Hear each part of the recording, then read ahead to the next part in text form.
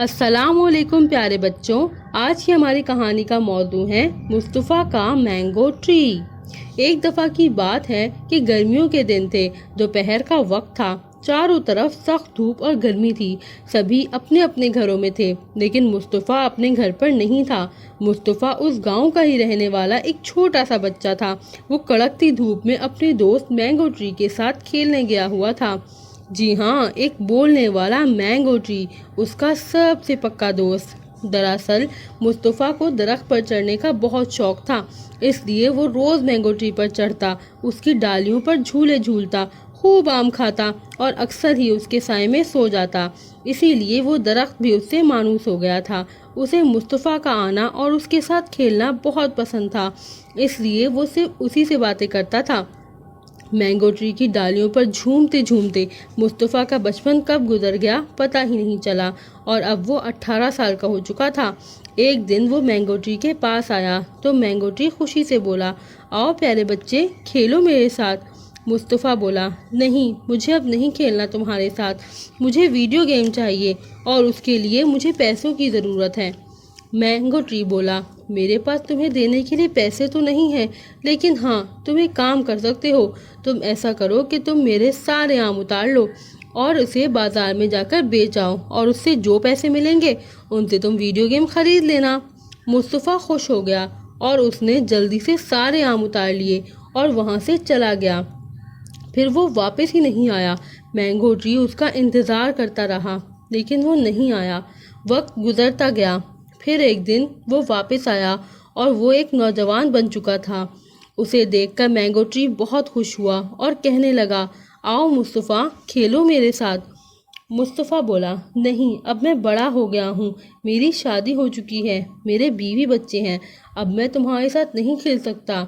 Mango tree बोला, ये तो बहुत खुशी की बात है, लेकिन फिर तुम इतने परेशान क्यों हो? मुस्तफ़ा बोला, मुझे अपने बीवी बच्चों के लिए घर बनाना है, लेकिन मेरे पास कुछ नहीं है। मैंगो ट्री बोला, लेकिन मेरे पास घर बनाने का सामान नहीं है। लेकिन तुम एक काम करो, तुम मेरी सारी शाखें काट लो और उनसे अपना घर बना लो। मुस्तफ़ा बहुत खुश हुआ और बोला, क्या सच में? तुम्हें दर्द तो नहीं होगा? मैंगो ट्री बोला, अगर तुम्हें ऐसा करने से खुशी मिलती है तो तुम काट लो और मेरी फिक्र मत करो।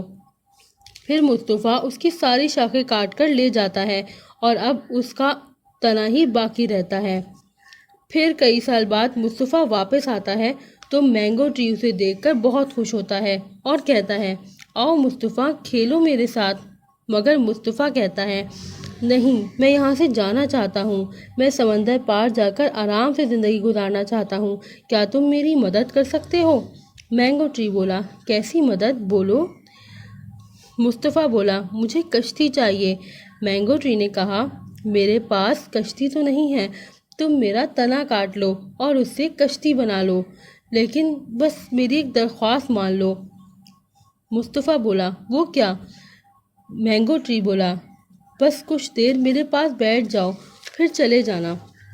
मुस्तफ़ा ने कहा, अभी मेरे पास वक्त नहीं है, मैं बाद में आऊँगा। फिर वो जल्दी जल्दी उसका तना काट लेता है और वहाँ से चला जाता है। मैंगो ट्री बहुत उदास हो जाता है और मुस्तफ़ा का इंतज़ार करता रहता है, लेकिन वो नहीं आता। फिर मुस्तफ़ा एक बार फिर मैंगो ट्री के पास आता है और अब वो बूढ़ा हो चुका होता है और वो ज़िंदगी की भागदौड़ से थक कर उसके साए में आराम करने आया होता है। लेकिन जब वो वहाँ पहुँचता है तो वहाँ ना मैंगो ट्री था और ना उसका साया, बल्कि वहाँ तो ऊंची ऊंची बिल्डिंग और रोड बन चुके थे। ना कोई दरख्त था और ना ही मैंगो ट्री। उसने किसी से पूछा कि यहाँ तो जंगल था और एक मैंगो ट्री था, वो सब कहाँ गए? तो उस आदमी ने बताया कि इस जगह को एक बड़े आदमी ने ख़रीद लिया है और उसने वो सारे दरख्त को कटवा कर यहाँ पर बिल्डिंग और रोड बनवा दिए हैं। मुस्तफ़ा ने हसरत से पूछा, और वो मैंगो ट्री? आदमी बोला, वो मैंगो ट्री? हाँ, मैं जानता हूँ, इस जंगल की हिफाजत मैं ही करता था।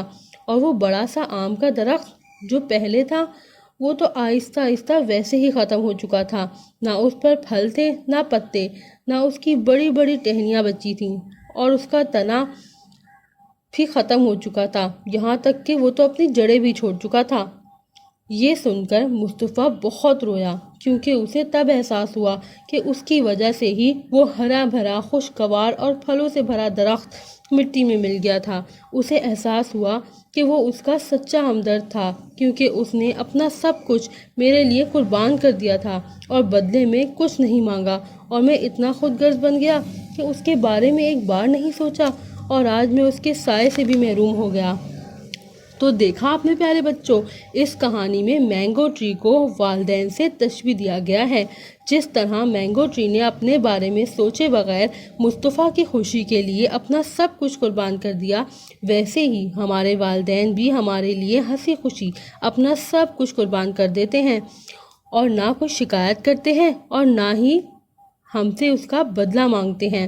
لیکن ہم مصطفیٰ کی طرح خود غرض ہوتے ہیں، سارا بچپن ماں باپ کے ساتھ کھیلتے ہیں اور پھر ماں باپ کی گود سے نکل کر دنیا کی رنگین چیزوں میں کھو جاتے ہیں، اور بس تب ہی والدین کے پاس آتے ہیں جب ہمیں کسی چیز کی ضرورت ہوتی ہے۔